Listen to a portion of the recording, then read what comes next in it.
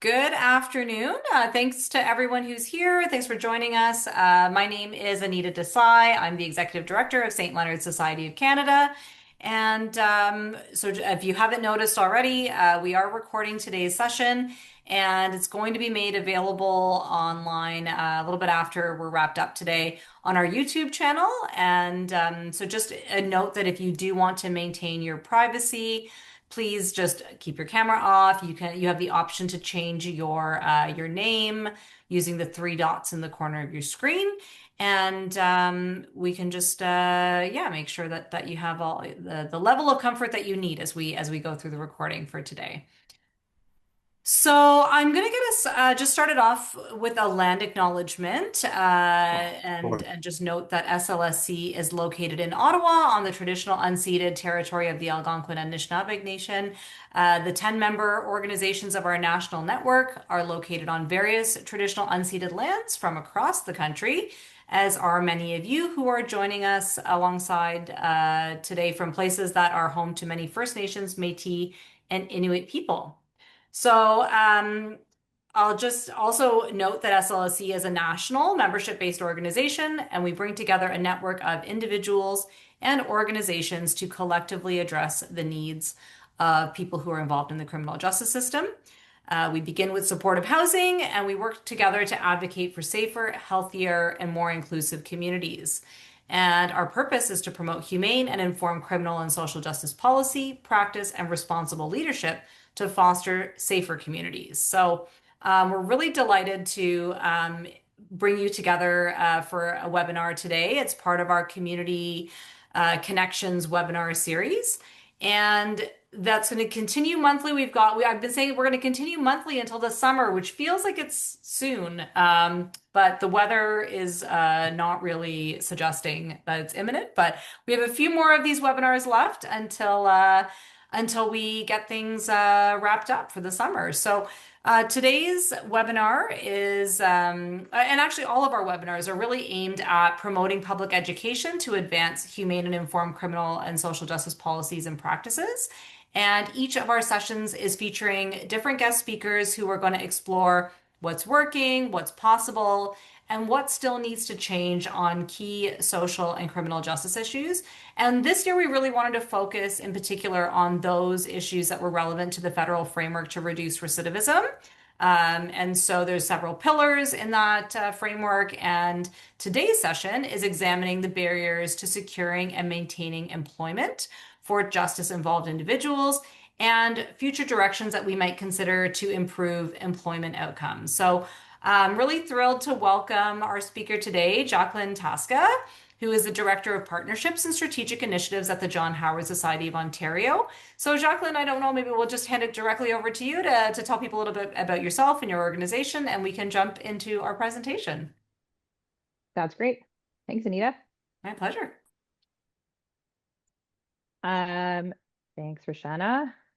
Okay, so hi, everybody. Thanks for joining today. As Anita sort of mentioned, well, maybe actually we'll start first slide, Roshana. I'll tell you a little bit about myself and about, or the next slide. Yeah, I'll tell you a little bit about the John Howard Society of Ontario. I see some familiar names on the call so far, but for those who maybe are not familiar with me or with John Howard, I joined John Howard Ontario initially in 2010 as a policy analyst. I did a number of years of work in policy advocacy in the space. I left for a while to go work at the Attorney General and the Solicitor General for a few years in provincial government. And then in 2019, I came back to the John Howard Society in my current role, which is focused on communications, government relations, and a lot of strategic or special sort of projects. And one of the areas that I really focus on is around education, public education, as well as employer education about the barriers facing people with criminal records when it comes to employment. So this is a particular passion issue of mine.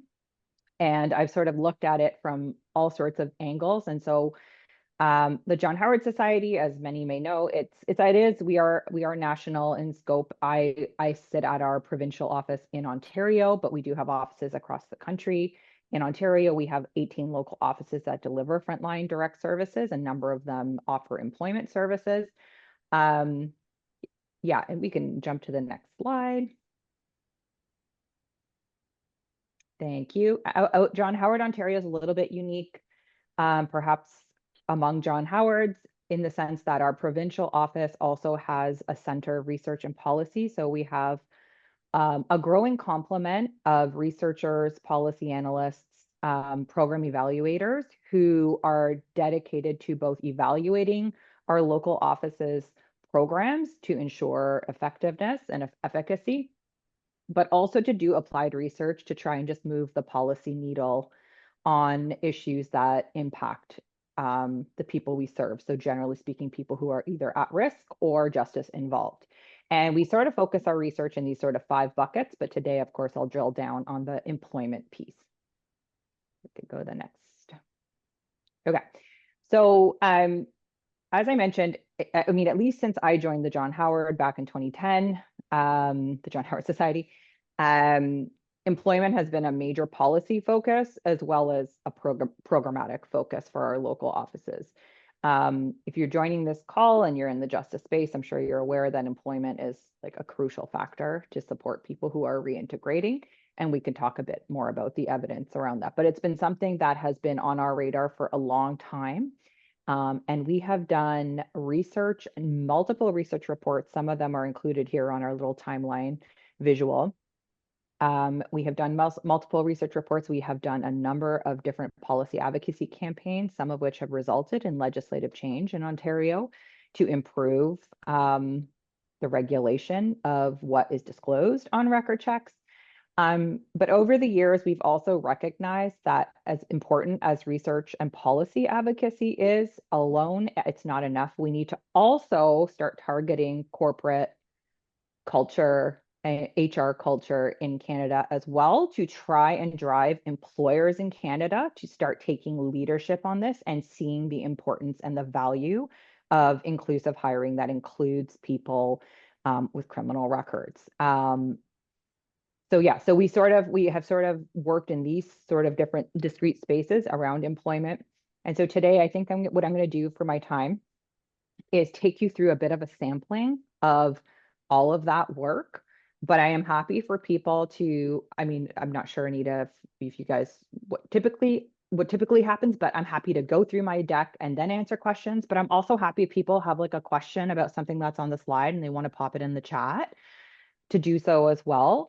I figure we can dive deeper through like the Q's and A's, but I want to give you a sort of sense of like where our work on this and a range of tips that might be useful. Yeah, So Jacqueline, just to know, for folks who are interested in asking questions, feel free. We are going to monitor the chat, so I can either, if it feels, I'll just use my best judgment. If it feels important to ask that question and interrupt you, I'll feel free to exercise that opportunity. Otherwise, we'll just leave it for the end of the session, and we can just monitor those questions at the end.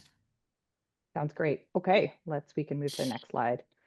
Okay, so here's just a quote. I always like to ground a lot of our work. I was thinking of playing a little clip we have of a person's story, but I landed on this quote. So this is a quote from someone we interviewed who was struggling with the barriers that a criminal record created for her. The quote is, "Oh, everybody has skeletons in their closet. No, mine are right here behind me, shackled to my ankles, and they just walk right behind me every step of my day, everywhere I go." And so we talked to Kimberly as part of our work that we were doing to try and advocate for record suspension or pardon reform at the national level. So this is an ongoing piece of like advocacy work that we are focused on. But Kimberly told her story was she was co-charged in a domestic violence or intimate partner violence situation where she was the victim, but the primary aggressor, who was her partner at the time, got charged, but then so did she. And so these criminal records kept coming up and holding her back from getting meaningful employment. She could not volunteer at her children's school. And so it was impacting on many aspects of her life. And she talked about how every time she had to go and apply for a job, the anxiety she had, and then also even just the record suspension or pardon application itself, how re-traumatizing having to relive that experience of being co-charged was for her. And so this is just one story of so many that we have heard about the significant negative impacts having a criminal record has for people who are trying to turn their lives around and make steps toward gainful employment. They're wearing out of that. So what did they say was the best piece? Um, okay, so a bit of context. Um, About 4 million Canadians have a criminal record, and that amounts to about 1 in 9 of us. Um, so it's a lot more common, I think, than folks think. Certainly when we're talking to policymakers, I think they're usually a little bit taken aback by that statistic. In the US, it's 1 in 3. So we don't stack up when it compares to the US, but it's not insignificant either. Okay, and then we could go to the next slide. Thanks.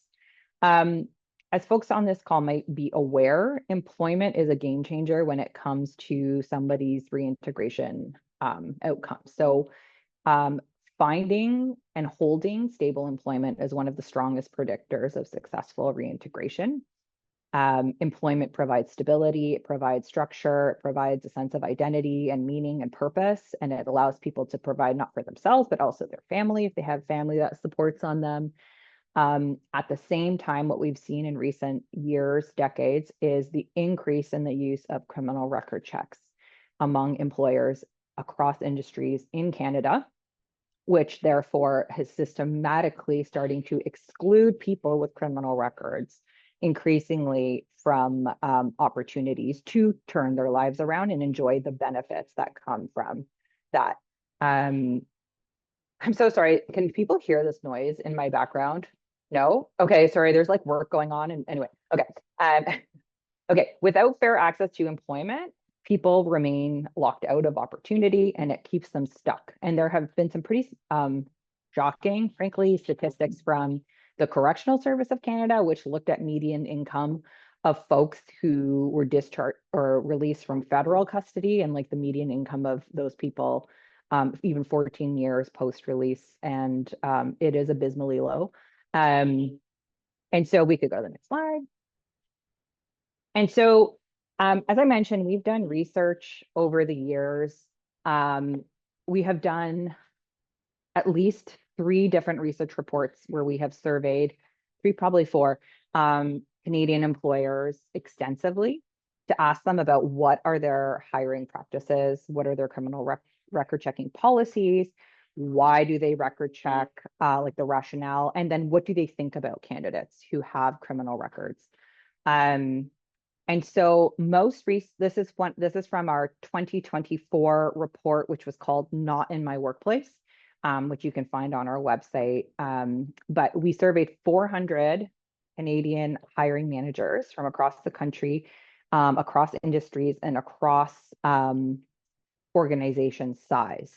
And what we found, some of the key takeaways from that latest research was that 73% of the hiring managers have never knowingly hired somebody with a criminal record. 60% believed a record check should be required for all applicants, sort of regardless of the position and its level of responsibility.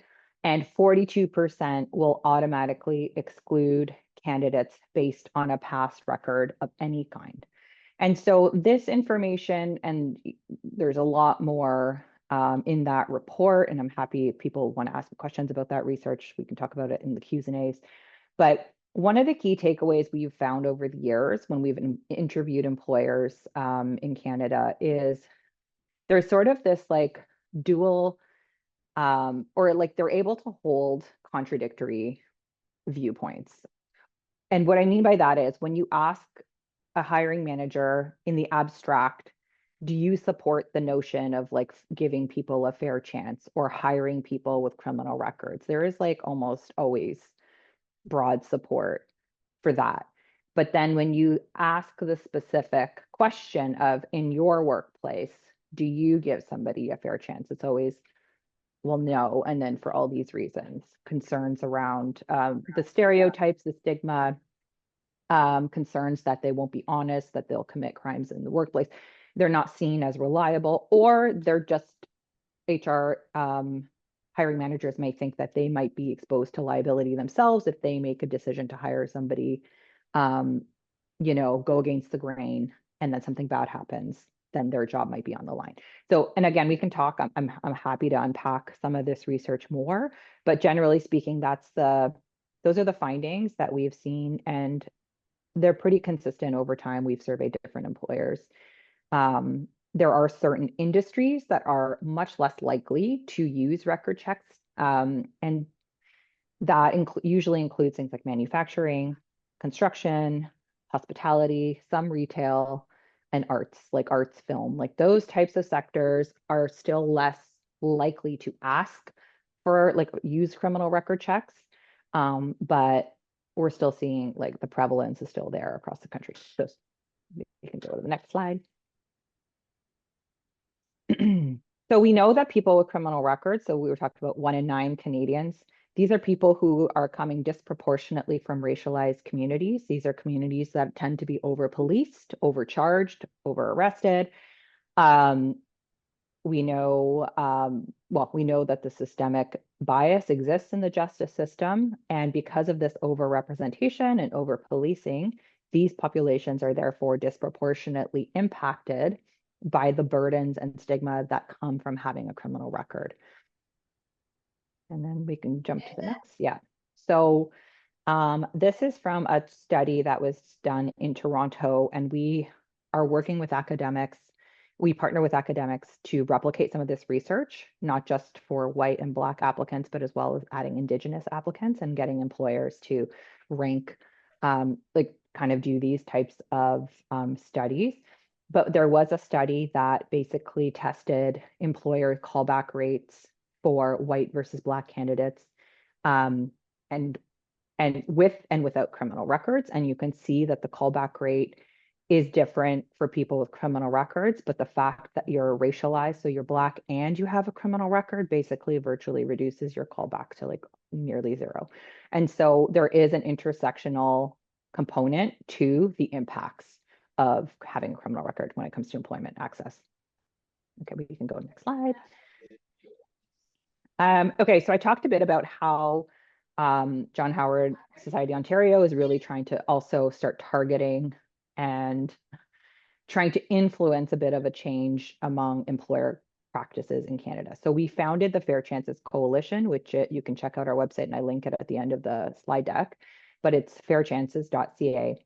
We are trying to encourage employers to start, again, being more inclusive when it comes to their hiring practices. And our website and the coalition, our goal is to educate employers on how they can make incremental steps towards shifting their policies, practices, recruitment strategies so that they are more inclusive of people with criminal records. So when I say fair chance hiring, what I'm talking about is policies, best practices, training that employers can use that helps them more fairly assess candidates with a criminal record. And we could jump to the next slide. And to be clear, when I say fair chance hiring too, we're not saying affirmative action. So we're not saying employers, when they are changing their policies, they must hire any candidate with a criminal record, no matter what. No, it has to be skilled, like a person who fits the qualifications, the skills of a job. But if they have a criminal record that is not relevant, it shouldn't be considered. It's about fairly assessing the individual in front of you. And if you think they're the right person for the job, they have the skills, the requisite experience, you should consider them the same way you would consider someone without a criminal record. The other thing is, as part of our work with Fair Chances, we don't say you have to abandon record checking altogether. We recognize that, especially certain industries, a lot in the nonprofit sector, we are legislatively required to do record checks for certain types of positions or certain type of programs. So it's not to say we're abandoning record checks, but we are saying to be much more thoughtful, nuanced, and individualized when you're, like, getting that information back, the assessments. So, and the last thing is, like, you can still do risk management. You could still manage your liability concerns while taking a fair chance hiring approach. Okay. We can jump past that as well. So what we're trying to do, and this is on our website as well, and again, linked at the end of the slide deck, is part of our work with the Fair Chances Coalition more recently was we are building a bunch of tools to support social service providers and job developers who are working with clients with criminal records to try and help them help clients better. So how to become basically like fair chance advocates. And so on our website, and I'll take you through a couple of the components of the tools, but we offer some tools, some training, e-learning modules for how to help clients navigate the job search process in a way that sets them up for the greatest chance of success for okay, and then we can jump to the next. Okay, so I thought I would just go through a couple of common barriers and challenges that people with criminal records bump up against when they're in the hiring process. It's okay, Roshana. Yeah, you could go to the next one. That's cool. Thanks. Okay, so one of the things that especially people who are just recently released from custody have to navigate, especially if they're still under active probation or parole orders and they're having to either report or they have conditions that they must work around. So, for example, they might have curfews, they might have conditions to report to a PPO like weekly or bi-week or whatever the cadence is. So, if you are a frontline service agency or an employment services staff and you're working with clients who you happen to know are justice involved, obviously from a practical level, you want to target work that's realistic and matches their capabilities, especially if an obvious example is if they have a curfew after, like maybe not a job that has night shifts. But there are some nuances, like further nuances around that as well. So targeting realistic work based on their capabilities, based on the limitations they may have because of probation parole orders or conditions. And then proactively working with employers that you might be partnered with in your community to sort of set up realistic expectations. And then again, if you're in a nonprofit or a frontline agency, just making sure you're also coordinating with court officers, probation officers, et cetera, so that that person who's seeking employment, especially immediately post-release or while they're still under conditions, is set up for the greatest chance of success. Next slide. What we often hear from employers is pushback. Oftentimes, I find local community-based agencies have good relationships with small, medium employers in their communities. And so those relationships are really helpful. And we know from our research too that small and medium businesses are more likely to give somebody a chance if they have a criminal record. They maybe don't have these big, meaty corporate HR policy structures to deal with. And if you have a good relationship with an employer locally where you can vouch for a client who's impacted by a criminal record, you might get your foot in the door there a bit easier. But there are often concerns around the risk that a person will be taking on if they hire somebody with a criminal record. And so like I said, we can dive deeper in Q's and A's, and there's way more resources on our website that people can sort of dig into. But here are some of the things that we always advise is to try and work with the employer to figure out what are you concerned about? What are the positions that you're willing to hire a person with a criminal record for? What offenses are actually relevant to those positions? What do you care about? So we've heard people tell us, you know what, we really just don't want any theft. We're worried about theft if it's a retail job or something. And it's okay, great. So will you take clients with any other types of offenses? And how old do the records? How far back do you care about? If it's a 20-year-old record, or do you care about that? No. So it's just having a bit of an open conversation with employers about what are they actually concerned about, and then tailoring client or applicants to that. The other thing that we like to talk about, and again, we have more information about this, but criminal records are actually not useful tools for risk prediction at all. So employers and HR providers, they use criminal records as like a proxy for if this person's going to be a problem in the workplace or commit offenses. They think, oh, this person has a criminal record. That means they're not reliable. They're going to steal from us, assault people, etc. But there's actually no evidence that supports that people with criminal records commit any more workplace sort of misconduct or violence, etc., than people without criminal records. And so a lot of the work we do with employers is educating them like, hey, actually, there's no evidence to there's no substance to these like assumptions and stereotypes. They are truly just stereotypes. So we do a lot of time dispelling myths, misconceptions about job applicants who have criminal records. And again, we have more information about that on our website. And if you're a frontline service provider and you have the availability of offering wage subsidies to support getting somebody placed in a job, that's fantastic. And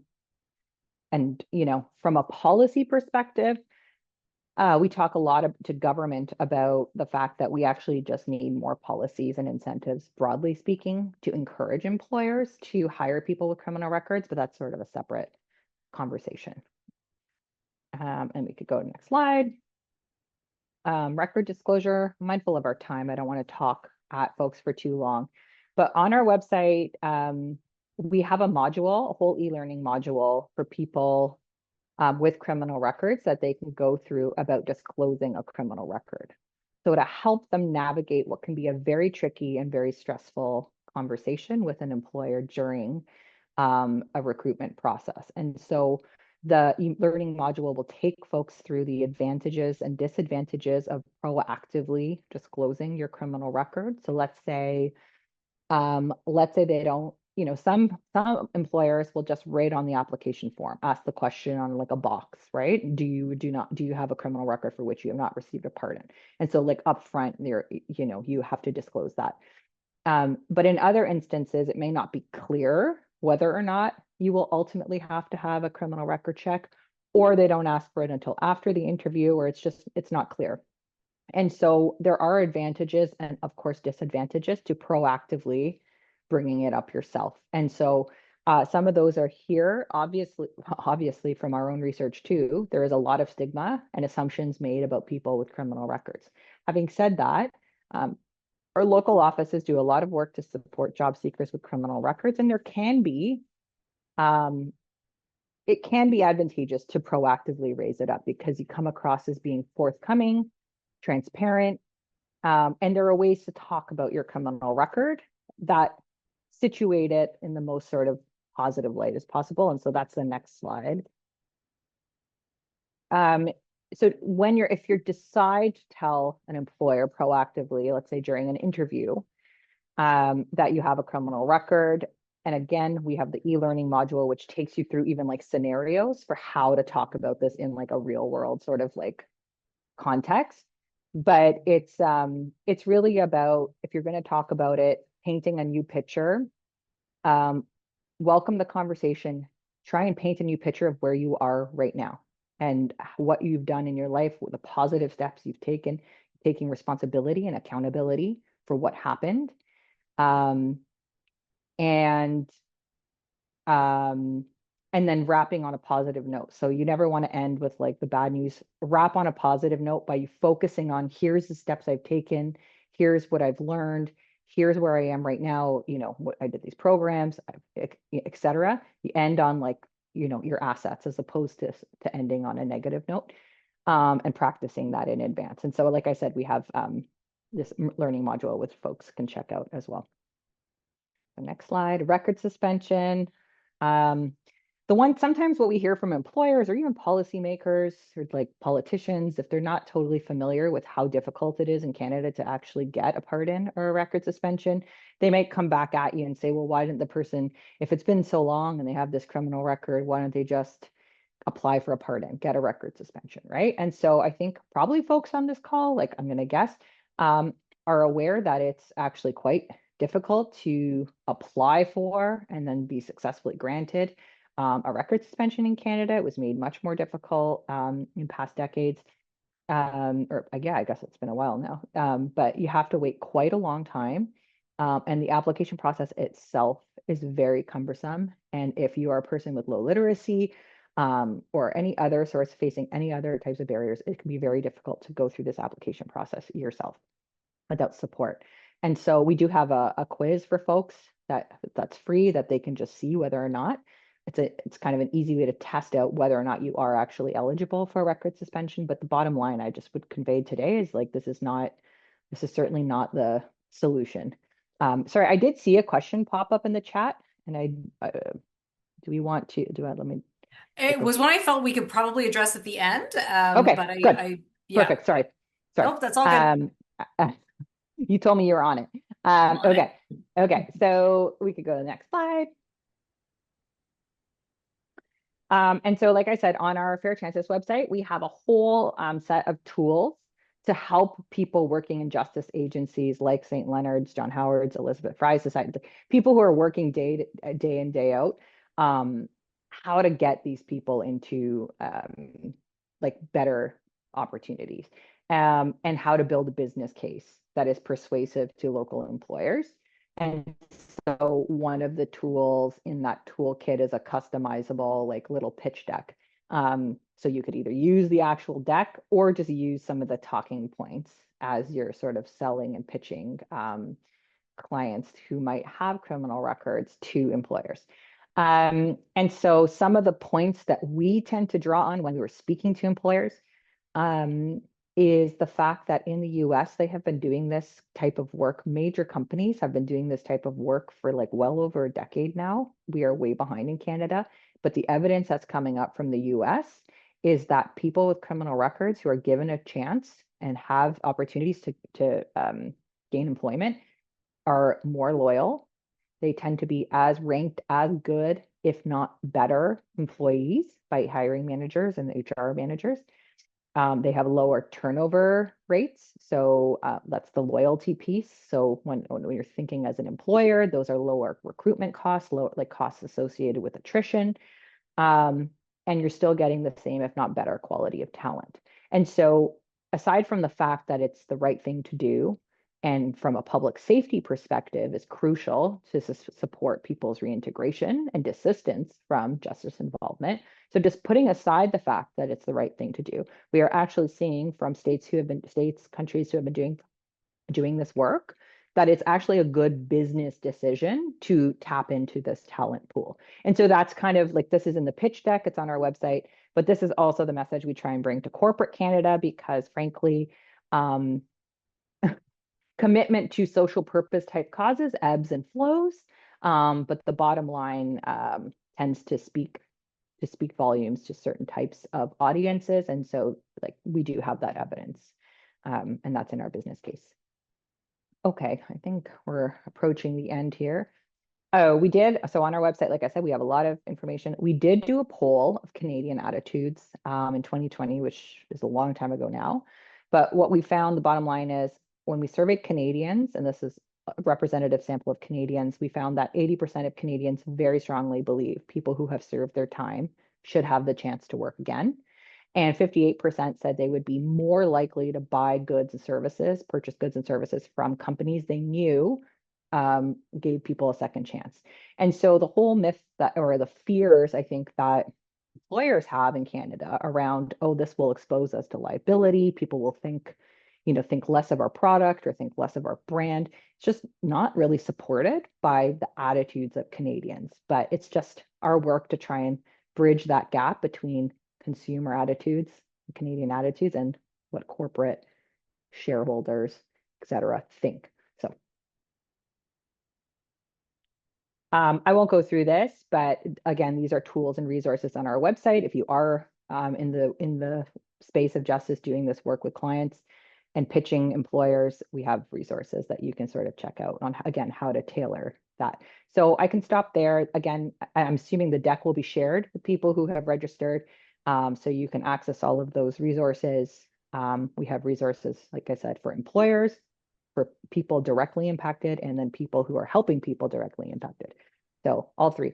So yeah, so I see there's one question already in the chat, Yep. but certainly invite more. Okay, so Farhat says, it's been over 2 years since not in my workplace, which is crazy actually to think about. How much success has there been in hiring justice involved folks, and how has it been responded to by employers in Ontario? So I would say it's been slow going, candidly.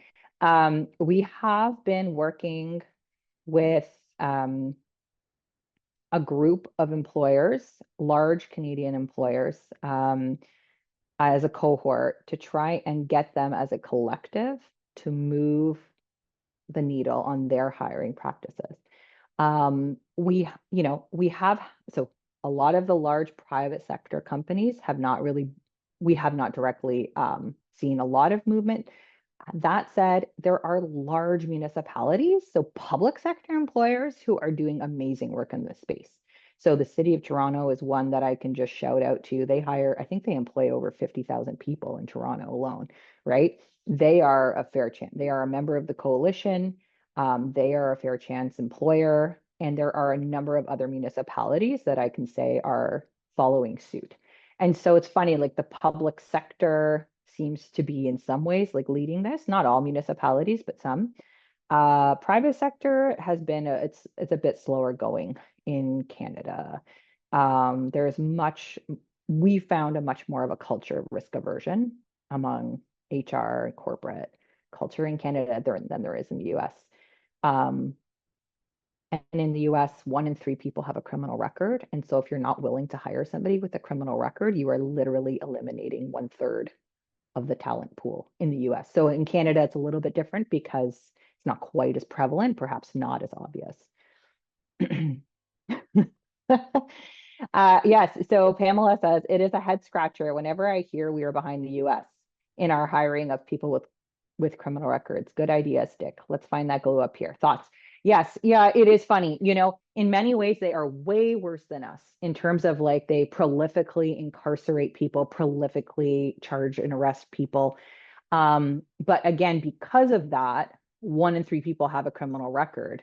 Businesses, if they are like actively trying to recruit and fill like major labor shortages, if they do not hire people with criminal records, like they're in for a real challenge. And so one of the champions in the United States is JP Morgan Chase. So that's like the largest bank in North America. And their CEO, Jamie Dimon, really saw this as like a huge business opportunity, frankly. Like I think he saw, hey, no one else is doing this. And so now 10% of JP Morgan's employees in the US are people with criminal convictions. Like JP Morgan actually went and got legislation to changed. They went to Congress to get legislation changed because they were highly regulated in order to allow them to hire more people with criminal records. So yeah, in a way, we're behind because we don't incarcerate probably as many people. And also because their cultures down there is a bit different. Like it's a bit, I don't know. I think their CEOs are maybe a bit more bold and innovation. And I don't know, there's a bit of that culture down there. And so I agree with you. It's frustrating to me as well, especially when you go to companies who have counterparts who are in the US who are doing fair chance hiring, but they're still resident to do it here in Canada. Can I ask a Um, question, Jacqueline, about that? yeah, Like, please. Yes, yeah. I mean, if there's a bit of a barrier in that sense, have you guys reached out to those American companies to present, like those private sector American companies to present to the private sector Canadian companies, Yes. to kind of talk about that? And what has the response been? Yes. So it's good. And this is the work we're doing. So we're trying to organize another such event where we're bringing up senior leaders from the US to come and basically pitch their counterparts on like why it's been so beneficial. It does work in terms of opening people's hearts and minds a bit. Um, the problem is just the pace of change is so slow, right? It's like unless you have so basically how it's worked in the United States is unless you have a CEO who's willing to put their neck out and say we're doing this and Yeah. figure it out, trying to work at an HR level, it just takes more time because then they have to go and get buy-in from communications. They have to get buy-in from corporate C-suite. Um, it's trickier and it's a bit more of a slog. Not to say it's not possible. And we have certainly, like I said, we have been doing this work and we've seen some success. It just takes a long time to change corporate Yeah. culture. And it's also, especially when you're an industry, not all industries have labor shortages. It's an easier sell when you're talking about like an industry that is, for example, restaurant services. Yeah. I'm sorry, I shouldn't say it's an easy sell, but you would think it's a simpler sell to say like you are desperate for talent.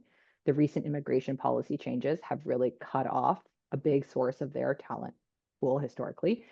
And so they might be more open to a pipeline, a fair chance pipeline, let's say, than a different type of industry, which has no problem Yeah. getting thousands of applicants for each job.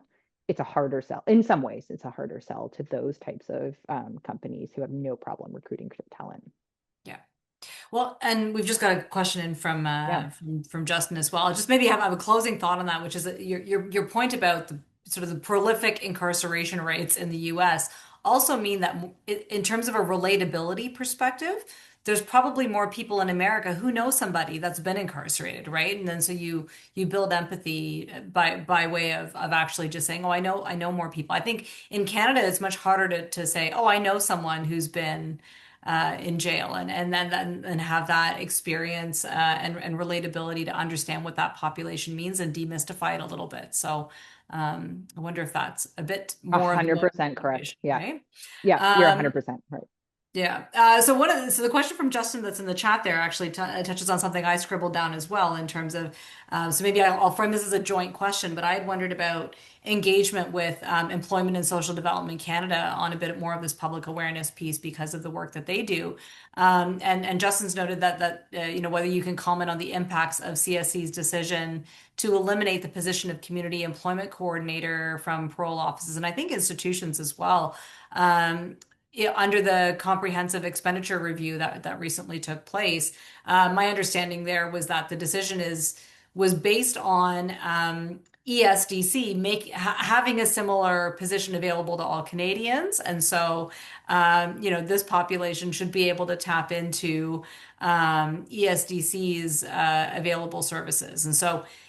Any comments on that decision and whether it's a sound one and whether you've maybe been able to leverage ESDC to support some of the work that you're doing as well? I mean, what I would say is we know because there's been an employment services transformation happening in Ontario too. So like Yeah. independent of this, um, and what ended up happening there is that just as people with criminal records get folded into just general employment service pipelines, as opposed to being treated like a specialized population with unique barriers. So I guess what I would say is that when like these are people who need added support. There are unique, distinct barriers to having a criminal record that require like not just the life stabilization support. So you're coming out of jail. You have people, especially coming out of CSC, have been institutionalized for multiple years. And so they're going to need specialized supports. And so I think saying that people can just access generalized employment services or community services is probably not appreciating the complexity of the barriers that they face and the needs that they might have when they're coming out. I mean, CSC's own research that I cited, and it's in Not My Workplace, I think. So I don't have the stat on the top of my head, but the median income, like the data shows that median income, I think it's something, again, don't quote me on this. I know you're recording me, so I'm saying this caveat for the recording as well. Like the median income post really like 14 years past release is like below 20,000. And I think for Indigenous folks, it was like zero still. Like it was like an appallingly bad statistic. So people need extra support. Our research shows that having a criminal record means you are right off the top 50% less likely to be hired versus a person without. And that is if, even if like that doesn't even factor in being racialized, that doesn't factor in, coming out and maybe being homeless. You've never, maybe your digital literacy skills aren't there. Like you went in a long time ago, you're coming out and it's a different world. Um, anyway, so all that to say is the long-winded answer. Yeah, no, I don't think that relying on general services necessarily speak or will help deal with the particular challenges facing this population, which has unique barriers, unique hard barriers, especially if the government or if decision makers do not set up a policy landscape that encourages employers to hire people with criminal records. That's the other thing the US has done. Sorry, I can go on all day about this. But in the US, both at federal and state and even municipal or local government levels, they have created bid incentive programs. So whenever their governments are putting out RFPs, they advantage like people who are bidding for contracts who can demonstrate they hire people with criminal records. There are tax incentive programs, so they get tax write-offs or tax relief as an employer. Again, if you hire people with criminal records, there are policies in place that basically they have like clean slate policies, other things that basically, again, prohibit employers from asking about information if it's not relevant. In Ontario, at least, we don't have any human rights protections for people who don't have, who basically anyone who has a record that is not pardoned. And so there's a lot of things like from a policy perspective that could be done to incentivize employers to hire people with criminal records in Canada, which we are not doing. Great. We've got one more question popping in here from Louis. What about projects providing work to people while serving their sentences, being part of a workforce outside of prisons with chosen private or government organizations?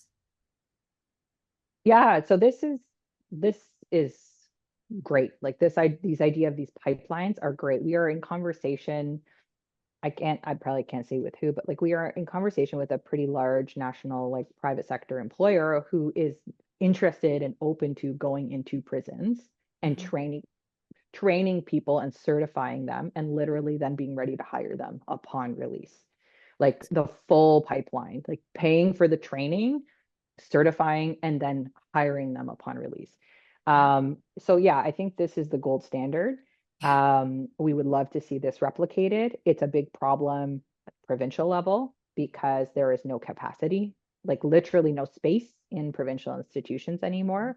Not that there was even 10 years ago, like it's been overcrowded for some time. But the problem is even where we have employers who are willing to do this and interested in doing this, the space in the institutions themselves becomes a huge barrier. And so we're looking at ways, how do we set this up in community? And I can also mention we're doing in community, John Howard, Ontario is piloting 2 different pipelines in community with 2 different employers. So one in London, Ontario, and one in Toronto, where we are referring clients with criminal records to an employer who is willing to hire them. And we're going to be evaluating that over the course of the next 12 to 18 months so that we can start to build a bit of like a Canadian sort of demonstration test case scenario. Because that's the other thing we also hear, which is so funny to me from employers when we're bringing American evidence, is that they say, well, it's so different, and show me an employer in Canada who's doing this, and then I'll kind of pay attention. So we're like, okay, we're going to do this. We're going to evaluate this in Canada because if that's anyway, so that's just another proof point we're hoping to be able to bring to employers.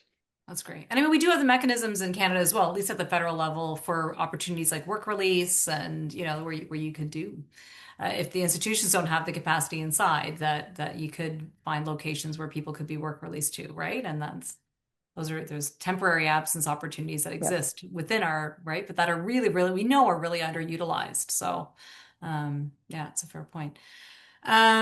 I don't see any more questions coming in the chat, but I had written down one last one that I thought might be worth addressing in the last moments of our session today.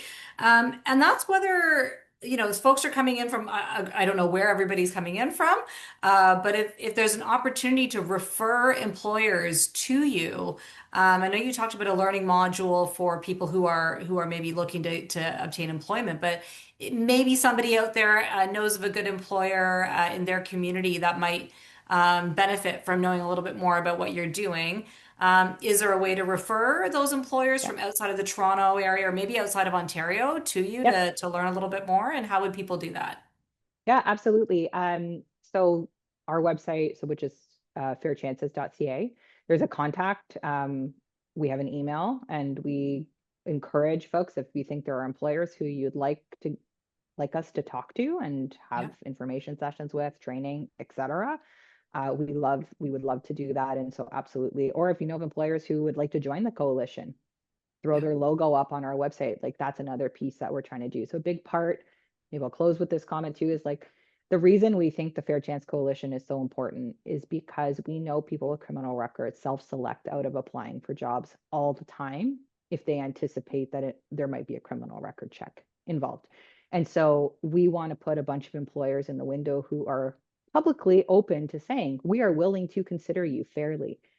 So that people can look at this list of employers and say, hey, I could apply to get, or at least be meaningfully considered if I applied at a job at this company, and making it something that is normal, and um, make them feel safe in coming forward and putting their name in the hat, sort of, so to speak.